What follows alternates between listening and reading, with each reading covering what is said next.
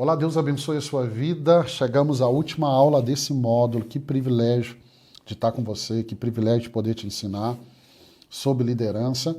E hoje eu termino falando das qualificações de um líder nas cartas de 1ª e 2ª Timóteo. Falamos ontem da carta de Tito, hoje eu vou falar da carta de 1ª e 2ª Timóteo.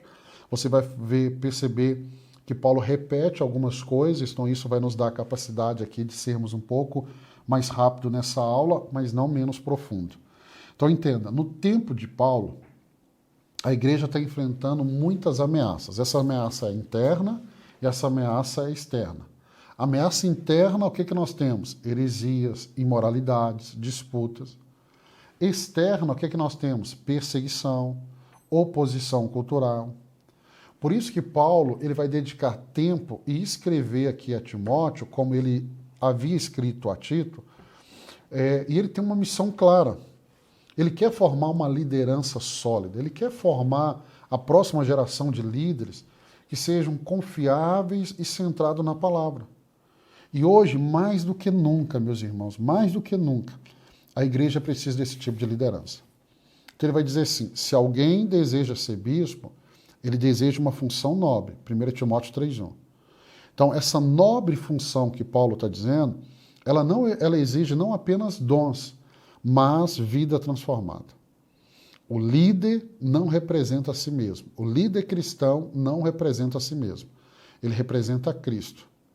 E ele foi chamado a viver de uma forma irrepreensível diante de Deus, da igreja e do mundo. Qual que é o contexto aqui das cartas de 1ª e 2ª Timóteo? Essas duas cartas pastorais, assim que elas são chamadas, elas foram escritas com o propósito de instruir líderes sobre ordem, doutrina e a estrutura da igreja.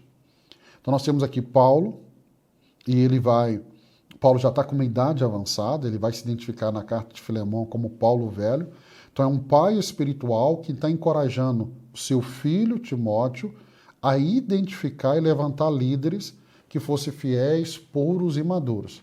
1 Timóteo 3,15, para que você saiba como as pessoas devem comportar-se na casa de Deus, que é a igreja do Deus vivo, coluna e fundamento da verdade. Então não basta apenas ter boa vontade para liderar, é preciso ter maturidade bíblica, vida coerente e autoridade espiritual. Em 1 Timóteo 3, capítulo 3, verso 2 ao 3, Paulo fala das características morais. Então Paulo vai apresentar uma lista de qualidades que vão além de dons. São traços de caráter. Ele fala que o líder deve ser irrepreensível, ou seja, sem escândalos públicos. Segundo, marido de uma só mulher, fidelidade conjugal.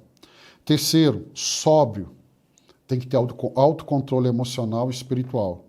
Tem que ser sensato e tem que ter maturidade no pensar. Tem que ser hospitaleiro, coração aberto para as pessoas. Tem que ser apto para ensinar. Aqui a capacidade e compromisso com a doutrina, com a sã doutrina, não dado ao vinho violento ou ganancioso, mas amável e pacífico. Aí John Stott comenta assim, essas qualificações não falam de desempenho extraordinário, mas falam de santidade ordinária e perseverante. Santidade no comum, no dia a dia. E aí nós temos, em 1 Timóteo capítulo 3, verso 4 ao 7, a vida familiar como testemunho público. Pastor, eu estou percebendo que parece muito com os ensinos de Tito. Sim, por isso que quando a gente vai falar da característica de um líder, a gente sempre orienta. Leia a carta de Tito e leia a 1ª e 2ª Timóteo. Porque Paulo vai falar aqui, de novo, como ele falou em Tito, que a casa do líder é o primeiro campo de liderança do líder. Vamos lá entender isso. A casa é onde ele passa mais tempo. Então, se ele não governar bem a sua casa, com todo o tempo que ele tem ali, como que ele pode governar a igreja? Então, o líder deve liderar com dignidade seus filhos. O líder tem que ter boa reputação com os de fora. O líder tem que evitar o orgulho, pois o orgulho vai aproximá-lo da queda. E aí o verso 7 de 1 Timóteo 3 diz assim, é necessário que tenha bom testemunho dos de fora. Então, eu sempre falo com as pessoas, quer saber como é que é o líder? Vai conversar com os vizinhos dele. E ele continua dizendo, para que não caia em descrédito nem na armadilha do diabo. Então, o líder, ele é observado o tempo todo. A sua casa, seu casamento, sua relação com os vizinhos, com os colegas de trabalho, isso tudo faz parte do ministério. O ministério não é só quando pega o microfone e está no púlpito, quando eu estou liderando pessoas, é no meu dia a dia. E aí Paulo fala do caráter do diácono. Por que ele está falando do diácono? Porque é um líder ali na igreja. E aí, 1 Timóteo 3, verso 8 ao 10, a liderança ela não se limita aos pastores.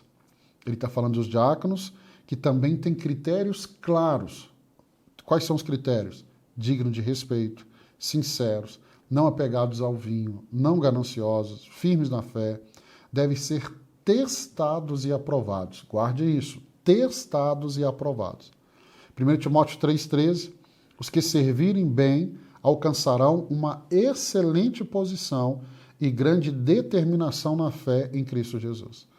Eu gosto muito do comentário do Hernando Dias Lopes, que ele diz assim, o ministério diaconal é nobre, pois reflete o próprio Cristo, que não veio para ser servido, mas para servir.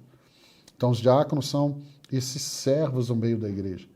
Mas tem um padrão. Não é só querer, tem um padrão. E aí, 2 Timóteo 2, 15 a 16, ele fala da importância da firmeza na palavra. E aí ele fala da integridade doutrinária. Isso é vital.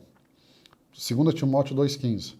Procure apresentar-se a Deus aprovado, como obreiro que não tem do que se envergonhar, e que maneje corretamente a palavra da verdade. Então, Paulo, ele instrui Timóteo a evitar falatórios inúteis, falatórios profanos, e ele vai dizer que só serve para desviar os ouvintes da verdade. E aí o líder precisa ter base bíblica sólida para ensinar com autoridade, corrigir com amor, evitar distrações doutrinárias, proteger a igreja do erro. A pior coisa é você estar debaixo de uma liderança cristã que não conhece as Escrituras. Wayne Grudem reforça que todo líder cristão deve ser também um teólogo fiel às Escrituras. Então, se eu vou ser um líder cristão, eu tenho por obrigação conhecer esse livro aqui. Ler esse livro, meditar nele, eu preciso, é minha obrigação. E aí, 2 Timóteo 2,2, Paulo fala do legado de líderes piedosos. Ele diz assim, e as coisas que me ouviu dizer na presença de muitas testemunhas, confie a homens fiéis, que sejam também capazes de ensinar outros. Então, Paulo está falando de uma sucessão espiritual. Nós já falamos aqui na liderança. Líderes devem formar líderes. A liderança não termina em nós. Ela é transmitida por meio do discipulado. Olha a preocupação de Paulo. Ele está falando das qualificações, mas ao mesmo tempo que ele fala das qualificações, ele está preocupado em passar o bastão. Que assim como ele está fazendo com Timóteo, com Tito, ele quer que eles façam com outros. John Maxwell diz assim, o sucesso sem sucessor é fracasso. O sucesso sem sucessor é fracasso. E aí vem a pergunta, você está formando alguém para continuar sua missão? Pastor, eu que quero fazer essa pergunta para o senhor. Sim, eu estou. Você está investindo tempo, exemplo, sabedoria em outras pessoas? Então, quando a gente olha para as epístolas, as cartas pastorais, elas são um manual de ouro. Quando alguém pergunta, pastor, quais as qualificações de um pastor na igreja Imagine? Eu falo com ele, leia a carta de Tito, leia 1 e 2 Timóteo. Porque se eu quero formar líderes, o manual de ouro está aqui nessas 3 cartas. Então, em um tempo de tanta confusão moral, crise espiritual, superficialidade doutrinária, Deus está continuando chamando líderes irrepreensíveis, cheios do Espírito e firmes na palavra. Volto a dizer, como eu repeti tantas vezes, não se trata de perfeição, mas de uma rendição constante ao Espírito, de um compromisso com essa verdade, com a Bíblia. E são líderes assim que vão sustentar a igreja, que vão formar líderes e vão inspirar gerações. Então entenda, para a gente terminar, a liderança não começa com o microfone. A liderança começa com uma vida irrepreensível diante de Deus. Eu quero abençoar a sua vida.